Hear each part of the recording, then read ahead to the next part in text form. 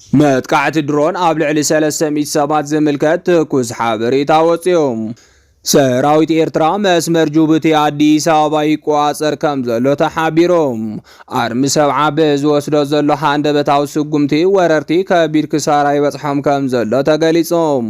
ሰራሕተኛት መንግስቲ ወረዳ ላዕላይ ማጮ አባላት ፖሊስን ዞባ ማእኸል ፖሊስ ስታፍን ኣብ ጣብያ ሓጸቦ ቁሸት ማይሽረን ዝርከቡ ስድራ ስዋት ናይ ዓጺድ ሓገዝ ከም ዝተገበረ ዘፈር ቁጠባ ገጠር ልምዓት ወረዳ ገሊጾም አርዕስተ ዜናና ነዚኦም ይመስሉ ነይሮም። እዚ ሕብረት ሚድያ ኔትወርክ ዩ ዝኸበርኩም ተኸታተልትና ክሳብ መወዳእታ ምሉእ ትሕዝቶታትና ክትከታተሉና ብኽብሪ እንዳዓደምና ሕዚ ድማ ናብ ዋና ዝርዝር ዜናና ክንሓልፍ።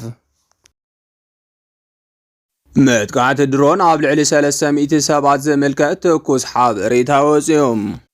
ስርዓት ብልጽግና ኣብ ልዕሊ ህዝቢ ትግራይ ዝሓሰወ ዳግማይ ጆኖሳይድ ሓደ ኢሉ ከም ዝጀመሮን ከቢድ ክሳራታት የብጽሕ ከም ዘሎን ተሓቢሮም ካብ ፍልፍላትና ዝተረኸበ ሓበሬታ ከም ዝሕብሮ ተላእኽቲ ሓይልታት ዝተጀመረ ውግእ ትግራይን ብልጽግናን ሕዚ መልክዑ ከም ዝቐየረን ናብ ስሩዕ ኩናት ይቕየር ከም ዘሎን ካብ ወተሃደራዊ ፍልፍላትና ዝተረኸበ ሓበሬታ የረድም። ብመሰረት እቲ ካብ ወተሃደራዊ ፍልፍላትና ዝተረኸበ ሓበሬታ ሰራዊት ብልጽግና ኦሮሞም ካብ ዓፋር ወፂኡ بخلال أمحارة بخلال تأنفتات كم زعتون كل فوتات كم زتقاصر أنت فليتهم بمسارات تزترخب حبريتا سراويت بلصقنا بأنفت علامات أم بأنفت كورومنت أقمت زبولهم بوتاتي حز كم زولهم ببزح خمس تسقعن تغاليصهم سراويت بلصقنا أورومو بخلت يوم أنفتات زنبر كوانت خونم حزقن بعشرة أشحات زقصر سراويت مسمي كان عايزر حيلو يسقع خمزلو تحبيرهم سراويت بلصقنا كابو زحات قزاتات ولو تشاني فوتين تنبر كوا بلصقنا قبل الحيل تاتفانو بزفت صمانا يدرون متقعت مخنيات حيلታት ፋኖ ሒዞሞም ዝነበሩ ቁልፍ መስመራት ስለዝለአቆም ሰራዊት ብልጽግና ኦሮሞ ተመሊሱ ነቶም ግዛአታት ከም ዝተቋጸሩ ምን ህዝብ ደቡብ ትግራይ በሓፈሻ ድማ ህዝብ ትግራይ ዳግማይ ስጋት ከም ዝኾነን ዝረኸብናዮ ሓበሬታ የረድም። እቲ ካብ ደቡብ ትግራይ ዝተረኸበ ተወሳኺ ሓበሬታ ከም ዝሕብሮም ተላእኽቲ ብልጽግና ኦሮሞ ዝነበሩ መራሕቲ ደቡብ ትግራይ ብሓደሽቲ ኣመራርሓ ምስ ተቐየሩ ብልጽግና ኦሮሞ ኣብ ደቡብ ትግራይ ዝነበሮ ማሕወር ክዳኸም ከም ዝገበሮን ሓድሽ ምምሕዳር ደቡብ ትግራይ እውን ተደናጊሩ ዝጸንሐ ህዝብ ደቡብ ትግራይ ሰራዊትን ውድብን ክድግፍ ይገብሮ ከም ዘሎ ተፈሊጦም እዚ ከምዚ ኢሉና ሃለወ መጥቃዕቲ ሓይሊ ድሮን ኣብ ልዕሊ 300 ሰባት በዝምልከት ሰበር ዜና ከም ዝወፀ ተሓቢሮም ካብ ፍልፍላትና ዝተረኸበ ሓበሬታ ከም ዝሕብሮ ብልጽግና ኦሮሞ ልዕሊ 300 ዝነብሩ ቁሸት ዘካየዶ መጥቃዕቲም ኣብ ልዕሊ ሲቪላት እውን ጉድኣት ከም ዘብጽሕ ተፈሊጦም ክሳብ ሕዚ ብዘሎ ሓበሬታ መሰረት ዝርዝር ናይቲ ጉድኣት ዘይወፀ እኳ እንተኾነም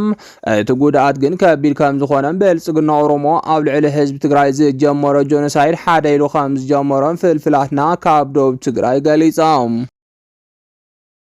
ሰራዊት ኤርትራ መስመር ጅቡቲ አዲስ አበባ ይቆጻጸር ከም ዘሎ ተሓቢሮም ካብ ፍልፍላትና ዝተረኸበ ሓበሬታ ከም ዝሕብሮ ብልጽግና ኦሮሞ ባዕሉ ብዝጀመሮ ወፍሪ ዓሰብ ዝብል ወራር ንባዕሉ ናብ ከቢድ ሓደጋ ከኣቱ ከም ዝገበሮ ተፈሊጦም ስርዓት 4 ኪሎ ዝመርሕ ዘሎ ብልጽግና ኦሮሞ ወደብ ዓሰብ ንምቁጻር ድሮናቱ ናብ ሙሉእ ኤርትራ ኣዋፊሩ ክስልልን ተጸንሐኳም ሓይልታት ምክልኻል ኤርትራ ብዝወሰድዎ ዝተጸንዐ ስጉምቲ ካብተን ዘመነ ድሮናት ጽግና ሓንቲ ኸምስ ተሓምሸሸት ቀደም ክንብል በሰበር ዜና ዘጋለጽናዮ ዜና እንትኸውን ሕዚ ድማ ብውዛሓት ዓበይቲ ማዕኸናት ዜና እናጸብጸቦ ከም ዝርከብ ኣይፍለጥዮም ፍሉጥ ናይ ኣሜሪካ ናይ ጸጥታ ትካል ሒዝዎ ዝወፀ ሓበሬታ ከም ዝሕብሮም ኣጽዋር ዝፀዓና ነፈርቲ ናብ ኤርትራ ይመላለሳ ከም ዘለዋ ይፋ ከም ዝገበረ ተፈሊጡሎም ስለዚ ድማ ኤርትራ ኣብዚ ሕዚ እዋን ዘመናዊ ድሮናትን ጸረ ድሮን ቴክኖሎጂን ሓዊሱ ነጥቢ ቀየርታ ኣጽዋራት ስለዝወነነት ናብ ግዛታ ከኣትዋ ዝፈተና ይኹን ኣብ ዱባት ኤርትራን ኢትዮጵያን ከበራ ዝፈተና ድሮናት ካብ ብልጽግና ሓደጋ ከም ዘጋጠመን ካብ ወተሃደራዊ ፍልፍላትና ዝተረኸበ ሓበሬታ የረድም። እቲ ካብ ወተሃደራዊ ፍልፍላትና ዝተረኸበ ሓበሬታ ወሲኹ ከም ዝገልጾም እቲ ኣብ ሰሙን እዚ ብሓይልታት ምክልኻል ሃገር ኤርትራ ተወቂዓ ዝተሓምሸሸት ዘመናዊ ድሮን ብልጽግና እውን ኣብ ሰማያት ቡሬ ዝተዋሃባ ተልእኾ እናፈጸመት ኣብ ዝነበረትሉ እዋን ከም ዝኾነ ተገሊጾም ስለዚ ድማ ኤርትራ ዝሕዚ እዋን ወተሃደራዊ ዓቕማ ከም ዘጠናኸረትን ብልጽግና ኣብ ከቢድ ጭንቀት ከም ዘእተወቶ ተሓቢሮም እዚ ከምዚ ኢሉ እናሃለወ ወደብ ዓሰብ ንምውናን ኣብ ልዕሊ ኤርትራ ወተሃደራዊ ኦፕሬሽን ዝኣዘዘ ስርዓት ብልጽግና ሕዚ ብጎረርኡ ይዕጾ ከም ዘሎ ተፈሊጦም ሕዚ ዝወፀ ሰበር ዜና ከም ዘመላኽቶ ሰራዊት ኤርትራ ዋና መስመር ጅቡቲ ኣዲስ ኣበባ ይቆጻጸር ከም ዘሎ ተሓቢሮም ስርዓት ህግደፍ ኣብ ዓፋር ክልል ዝርከብ አንጻር ብልጽግና ዝኾነ ሓይሊ ጥምረት ከም ዝፈጠረን በቲ ሓይሊ እናተሓገዘ ኣብ ክልል ዓፋር ስጉምታት እናወሰደ ከም ጸንሐን ፍልፍላት ይሕብሮም ሕዚ ዝወፀ ሓበሬታ ከም ዝሕብሮ ድማ እቲ አንጻር ብልጽግና ዝቃለስ ዘሎ ሓይሊ ክልል ዓፋርን ሰራዊት ኤርትራን ብሓባር ኮይኖም መስመር ጅቡቲ ኢትዮጵያ ንምዕጻው ዘኽእሎም ምድላዋት ከም ዝገበሩ ተገሊጾም ስለዚ ድማ መስመር ጅቡቲ ኢትዮጵያ ኣብ ዝደለይዎ መዓልትን ሰዓትን ክዕጸው ከም ዝኽእሉ ዝረኸብናዮ ምስጢራ ሓበሬታ የረድም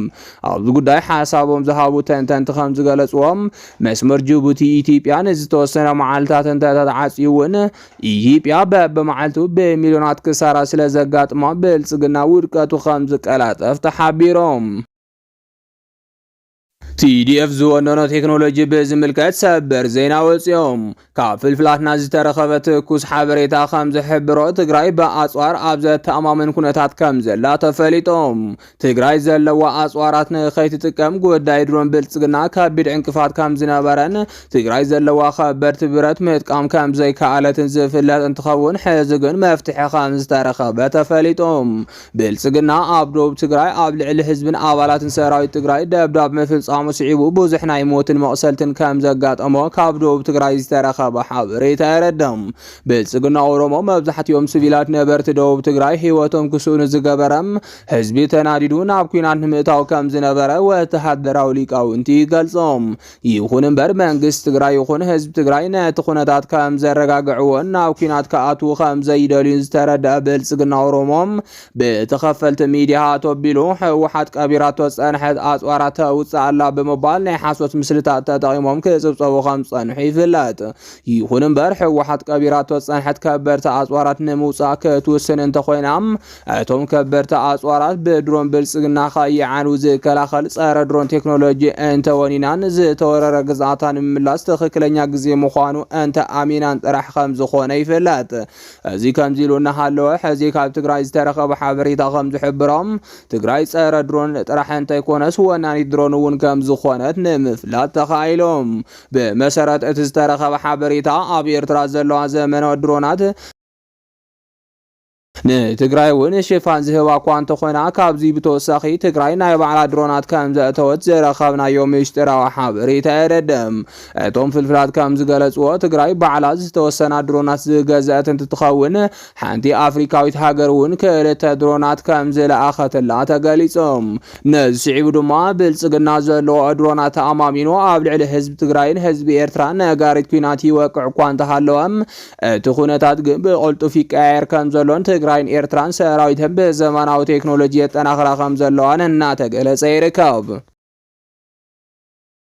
ሰራሕተኛታት መንግስቲ ወረዳ ላዕላይ ማጮ ኣባላት ፖሊስን ዞባ ማእኸል ፖሊስ ስታፍን ኣብ ጣብያ ሓጸቦ ቁሸት ማይ ሽረ ንዝርከቡ ስድራ ስውኣት ናይ ዓጺድ ሓገዝ ከም ዝተገበረ ዘፈር ቁጠባ ገጠር ልምዓት እቲ ወረዳ ገሊጾም ምክትል ዋና ማሓዳርን ሓላፊ ዘፈር ቁጠባ ገጠር ልምዓት ወረዳ ላዕላይ ማጮ ሃለቃ ዜናዊ በዛብህ ከም ዝበልዎም ካብ ኩለን ሴክተራት ንፖሊስ ወረዳን ዞባን ፖሊስ ስታፍ ንስድራ ስውኣት ዝረኣቶም ብሰንኪ እዋኑ ዘይሓለወ ዝናብ ከይበላሾም ኣብ ጎንኹም ኣለና ንምባልን ተስፋ ንምሃብን ዝገብርዎ ዘለዉ ሓገዝ ዓጺድ ከምስገን ዝግባዮም እቲ ሓገዝ ተጀሚሩ እምበር ገና ብዙሕ ስለ ዝተርፈና ተጠናኺሩ ክቕጽልን ካልኦት ክፋል ሕብረተሰብ ነዝሪኦም ዝበለጸ ስራሕ ክሰርሑን ግብኦም ክፍጽሙን ጻውዒት ኣቕሪቦም متحابر ገጠር ልምዓት ጣብያ ሓጸቦ መንእሰይ ክብሮም ተኽላይ ብወገኑ ሕዚ ዝግበር ዘሎ ናይ ዓጺድ ሓገዝ ኣብ ክልተ ቦታ ማለት እውን ኣብ ማይሽረን ዓዲ ቀርንን ዝካየድ ዘሎ ኮይኖም እቶም ስድራ ስጓኣት እውን ተስፋ ንኽገብሩ ዝገበረ ኢሉሎም ኣብ ጣብያና ብርክት ዝበሉ ስድራ ስጓኣት ስለ ዘለው ካብቲ ብፖሊስን ሲቪል ሰርቫንትን ዝገብርዎ ዘሎ ሓገዝ ብተወሳኺ በብልምዓት ጉጅለኦምን መፋስሶምን ኩሉ ኣወዳዲርናም ናይ ስድራ ስዋኣትና እኽሎም ንድሕሪት ከይተርፍ እዋኑ ዘይሓለወ ዝናብ ከየርክቦ ብእዋኑ ክዕፀድ ዝተዋለለ ስራሕ እናሰርሕና ኢና ኢሎም እዚ ስራሕ ኣጠራኺራ ክንቅፅለሉ ኢና እውን ኢሎም ኣለው። ሓላፊ ቤት ጽሕፈት ፖሊስ ወረዳ ላዕላይ ማይጨው ኮማንደር ተስፋ ማርያም ዳኘው ብወገኖም ናይ ስድራ ስዋኣትና ዝራእቲ ብእዋኖም ክዕፀዱን ክእከቡን በዝኸኣልናዮ ንምሕጋዝ ጀሚርና ኣለና። ደቆም ምእንታና ኢሎም ሂወት ከፊሎምልናዮም ንሕና ንገብሮ ሓገዝ ንዕኦም ዝምጥን ዋላ ኣይኹን ንዓና ግን መንፈሳዊ ዕግበት ስለ ዝፈጠርልና ብቐጻሊ ንምሕጋዝ ድማ ድልዋት ኢና ኢሎም ሓገዝ ዝተገበረሎም ስድራ ስዋኣት ከም ዝበልዎ ኣብዚ ሕዚ እዋን ብገንዘብ ክትዕፅድ ኣብ ዘይከኣለሉን ኣብ ዝተጸገምናሉን እዋን ከም ዝበለ ሓገዝ ምርካብና ደስ ኢሉና እዮም። ካልኦት ሓገዝ ዝደልዩ ወገናት ስለ ዘለው እተጀሚሩ ዘሎ ናይ ዓፂድ ሓገዝ ተጠናኺሩ ክቕፅል ይግባእ ኢሎም ክብል ዝጸብጸበ ሓበሬታን ርክብን ወረዳ ላዕላይ ማይጨው እዩ። ለሰዓት ዝበልናዮም ሓበሬታታት ነዚኦም ይመስሉ ነይሮም። ንምክትታልኩም ካብ ልብና መስገን